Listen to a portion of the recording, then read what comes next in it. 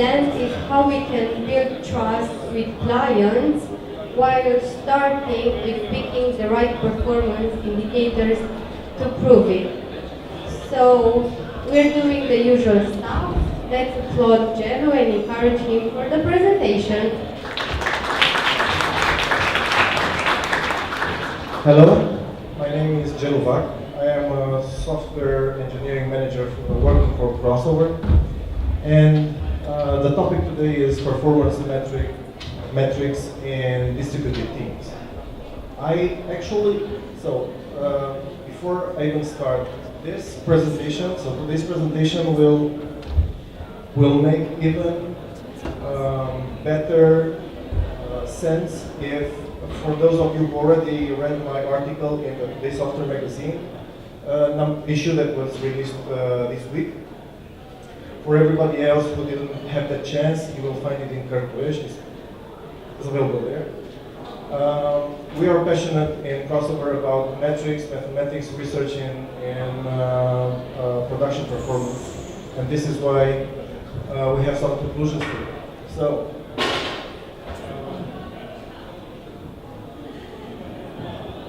this is how usual offices look like. If you will look inside each of those cubicles on each desk, you will actually find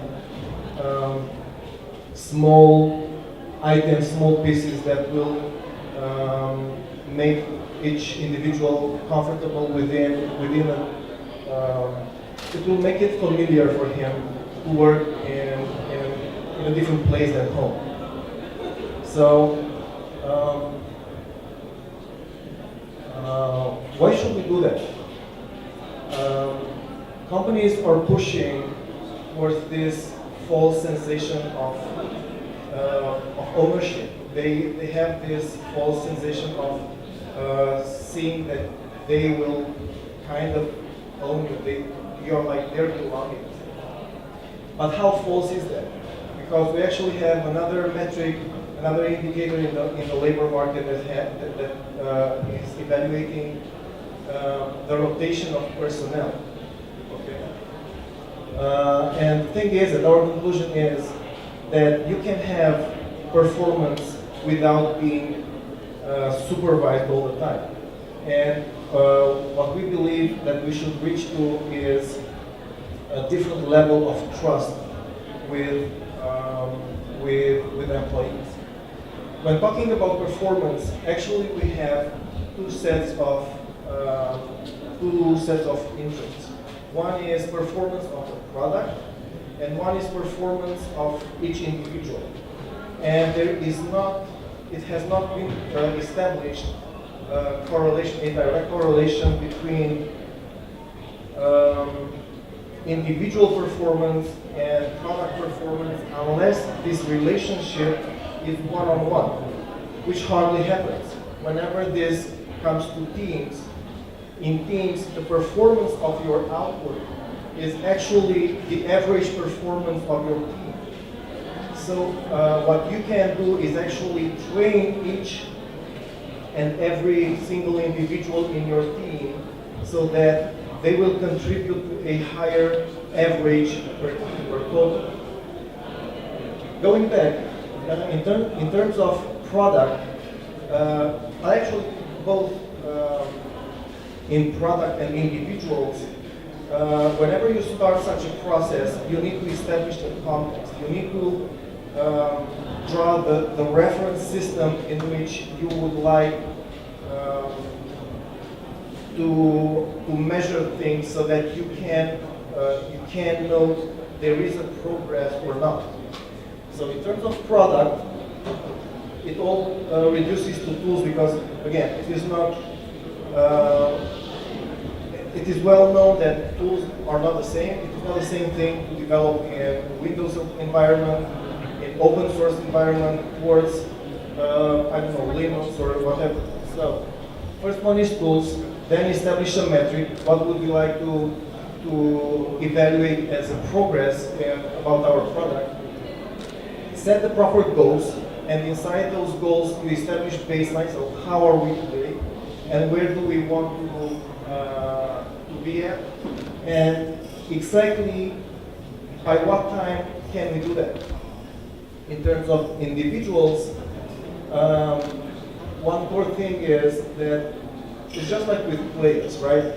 I believe it is more available and more obvious in sports, because there you can see all kinds of gadgets, like for guys who climb mountains, you will have those panels where you have a grip, and it will measure how you push towards that and stuff. So you have a sensor that will collect some data, and it will send it somewhere where you can use it as analytics, and you can build reports on. Our case study is crossover because we have this an instance of this tool inside our company.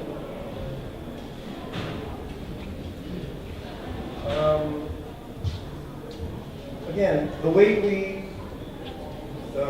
we set expectations is have entities. We store data about our plans. So this is exactly the goals page where you can actually create several such goals. In our experience, it proved that the number of goals should be just few, like 4, 5, 6 tops, not too many, because it will move your focus. And inside that, you establish the baseline. Where are you today? What's your target? And what kind of a metric can you use? Like automatical spreadsheet, automatical feed for manual input, and what should be the due date?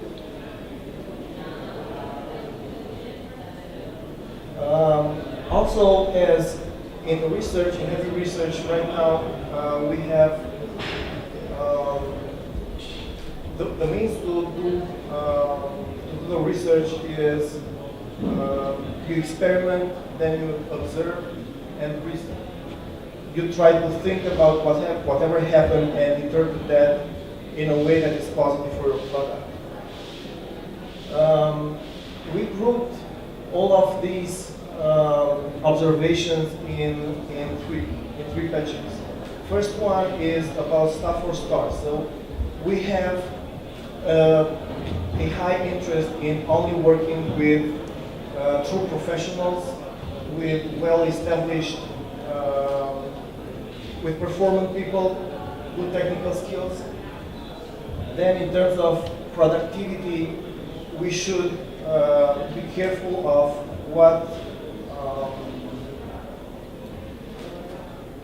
how can we improve.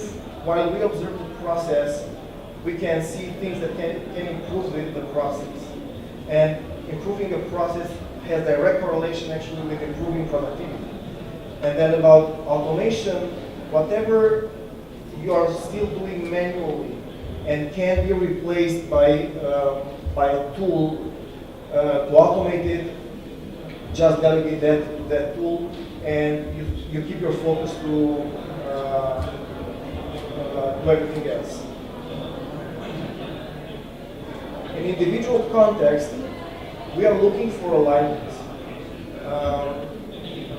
First of all, depending on each role that the individual, let's call them individual contributors, each professional is interested in, we can build a calendar model. And like that, and as per day, as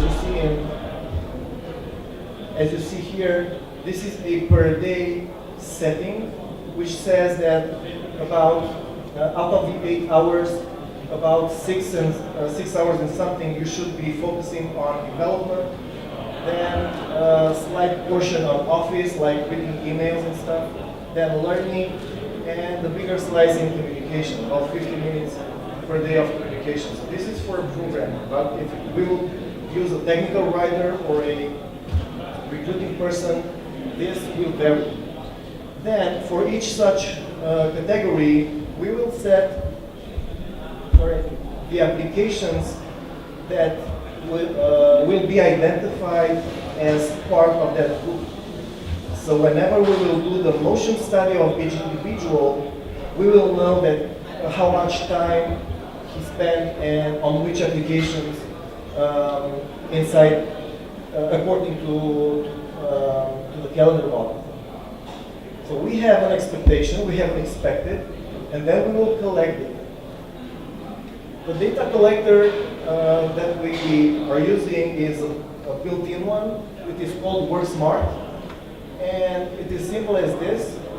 You just click play and stop. Whenever you click play, you have a timestamp of when you started work, and when you stop working, you will have a timestamp of that. Meanwhile, this WorkSmart tool will be actually recording your behavior. As in each minute, it will record what's your active window, and for every 10 minutes, it will record if you are still on the same,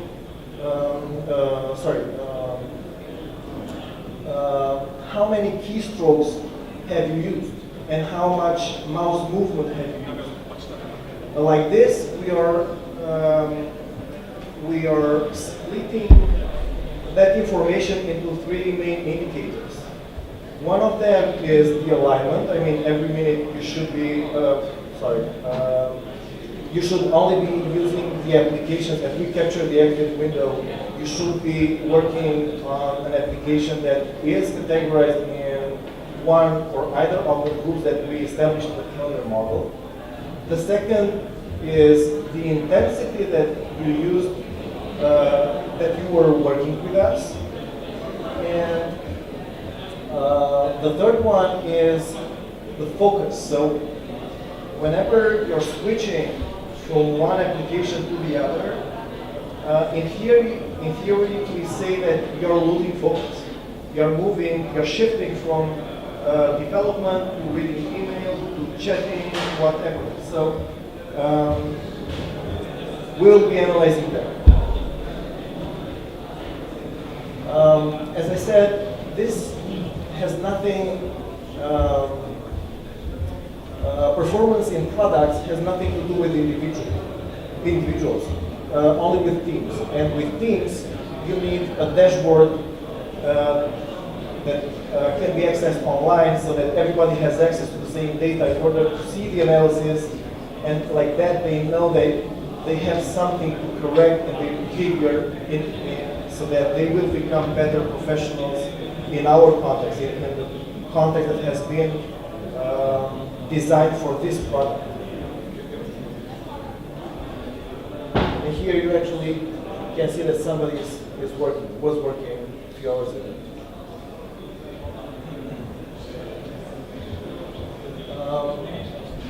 Calendar, doing the analysis of the calendar activity, we can split even better those categories from detailed to simple view, because we can have right there, I designed for my team 5 groups of activities. But in reality, only few of them, like 2 of them are productive and 2 of them are not productive. Like communication office is not really productive in a certain extent. Or learning for that, learning about how to deliver your work and actually producing something is productive. So we have a simple view. We made it a further split problem. We have a simple view, productive, unproductive, and the remaining one is uncategorized. And the details view, like really seeing how much of each individual has spent, how much time has each individual spent on working with our tools. This is another table of analytics, all kinds of numbers that you can actually export, and we have right here buttons for export, refresh, to use them in a different reporting tool if whatever we have there is not enough. And once all the data is collected, we do what we call the gamma walk.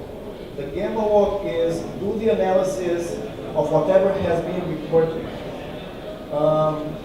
And what we trace inside is those three indicators. So intensity, focus, and alignment. And on each such slice, I mean, every 10 minutes, we make a print screen, and you have value associated to that, and it only appears if it is red, like something went wrong, you were not intense enough, or you didn't have the right focus, you just switched from one environment to the other. And so this is for analysis, right? Has nothing to do with micromanagement. It's just like blaming your coach to doing micromanagement to either of the players in the team. It's not like you're just looking if something is out of the ordinary. This is a print screen of many such time cards, as we call them, but actually you don't take decisions exactly on this. What you do is, whenever you see anything like this, you are looking for a pattern further. So does this happen? Does this occur? Yeah, I still have 10 minutes. Yeah, that's okay.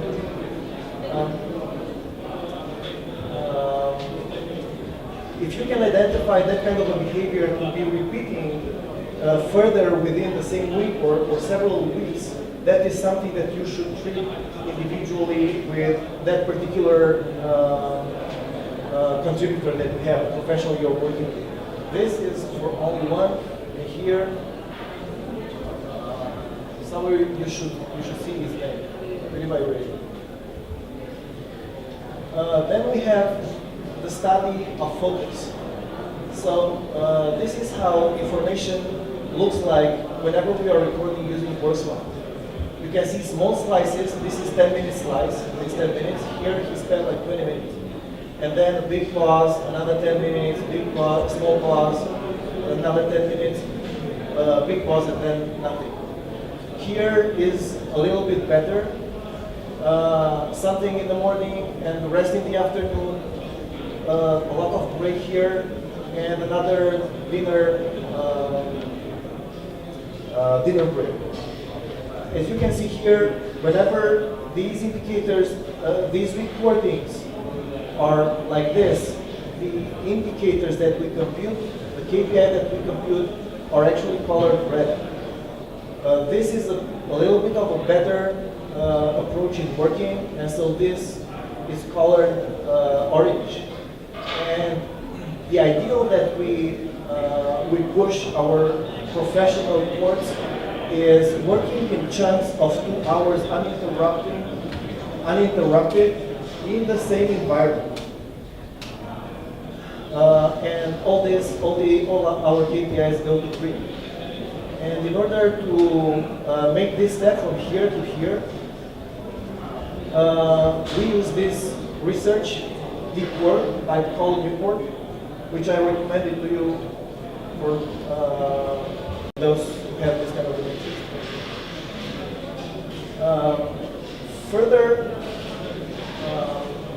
Further study in focus and intensity is colors are not a problem.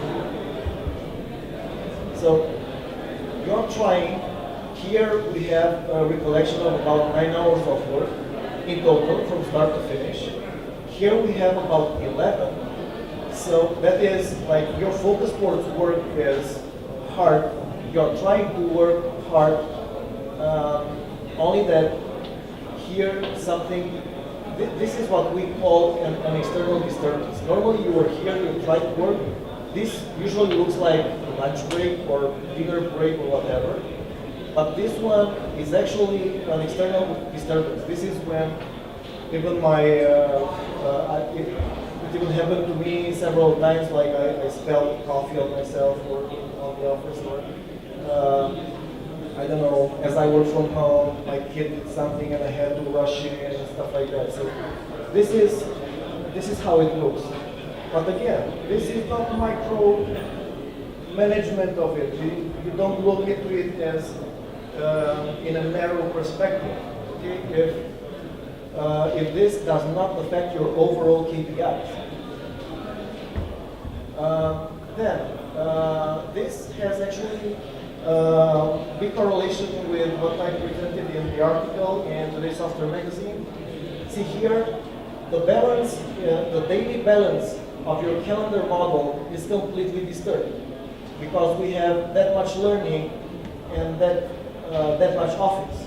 Okay, so whoever does that and looks on a daily basis, they will fall into a huge gap because you need a better perspective to analyze your data than just one day, and that will be at least 1 week. As you see, even if this was completely unbalanced per day, by the end of the week, the calendar model looks pretty much aligned. And actually, you can see here, focus of this individual is 100%, and the alignment is 91%. So this is like really, really good results of that contributor. Okay.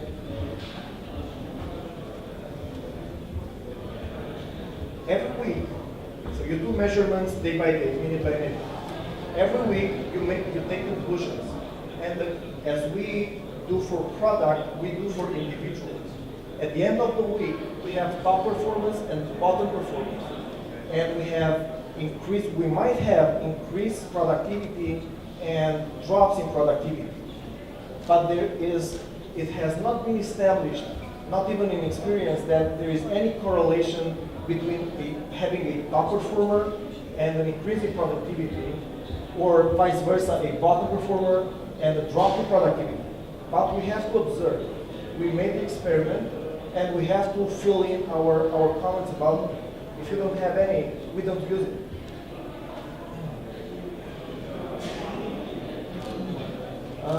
Another process is improve decision responsibility with each of the individuals that we work with.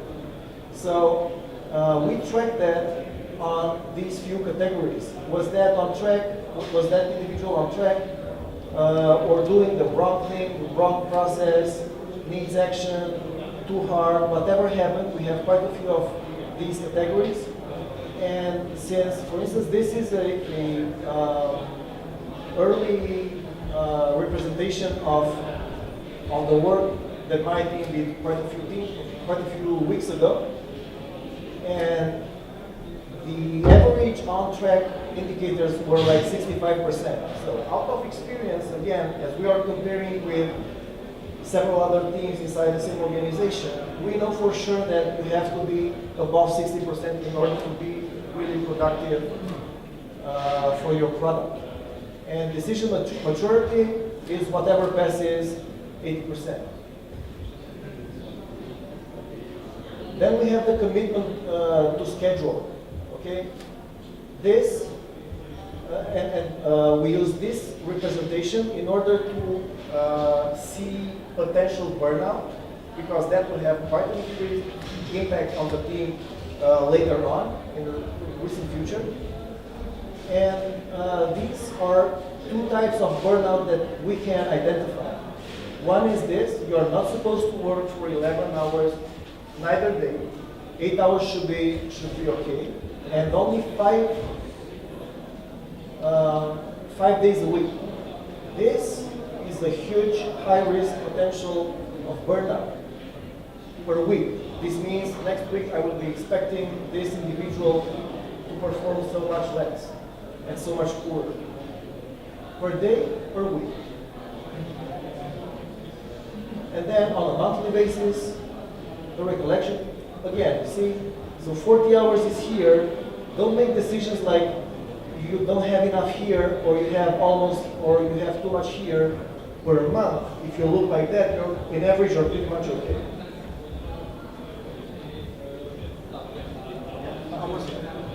How was it?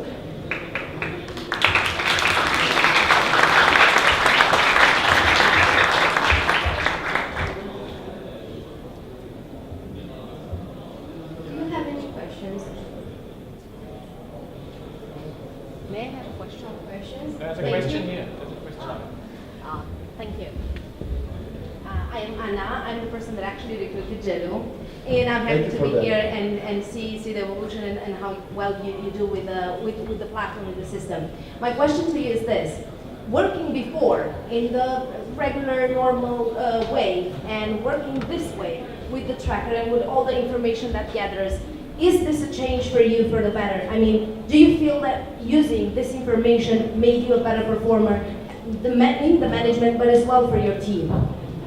Well, actually, this is one of the things that I can totally support, as in crossover is only for professionals, like for true professionals, guys who only want to deliver high-skilled products.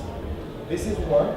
The second one, working with a WorkSmart tool avoids all the unnecessary topics like, you know, usual evaluations that happen with other teams. It's like, I feel you didn't do enough.